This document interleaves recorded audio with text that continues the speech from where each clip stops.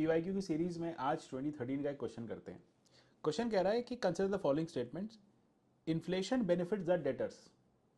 दूसरा है statement inflation benefits the bond holders. आप एक बात हमेशा ध्यान रखना कि इन्फ्लेशन हमेशा डेटर के बेनिफिट में होती है। डेटर वो है जिसने मनी बोरो किया है, और आपको भी पता है इन्फ्लेशन के साथ साथ जो मनी वैल्यू है वो डिक्रीज होती है। जैसे जैसे इन्फ्लेशन बढ़ता है मनी की वैल्यू डिक्रीज होती है। तो यहाँ लॉस क्रेडिटर को होता है, डेटर हमेशा फायदे में रहता है। तो अगर आपने लोन लिया हुआ है किसी से तो आपको फायदा है, और अगर किसी ने आपको लोन दिया है तो जो भी रेट ऑफ इंटरेस्ट पे उसने लोन दिया हुआ है, यूजुअली वो rate of interest inflation adjust करके उसको फाइनल आउटकम मिलता है। अब यहाँ पर इन्फ्लेशन जो है वो बेनिफिट करता है डेटर को।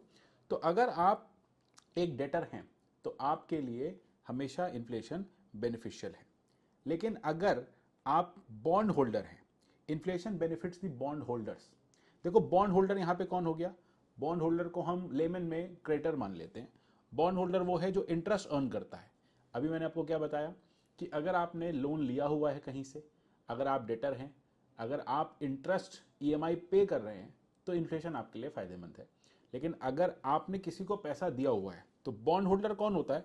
बॉन्ड होल्डर वो होता है जिसने बॉन्ड को सब्सक्राइब किया होता है, कुछ मनी बॉन्ड में दिया होता है, और उसके बदले में उसको इंटरेस्ट मिलता है।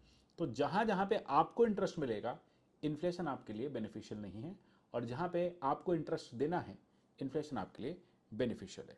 तो यहां पे इन्फ्लेशन जो है वो बेनिफिशियल नहीं है फॉर दी बॉन्ड होल्डर। तो स्टेटमेंट 1 करेक्ट है, स्टेटमेंट 2 रॉन्ग है। ठीक है, तो ये बातें इस तरह से ध्यान रखिएगा। इकॉनमी काफ़ी ईजी है।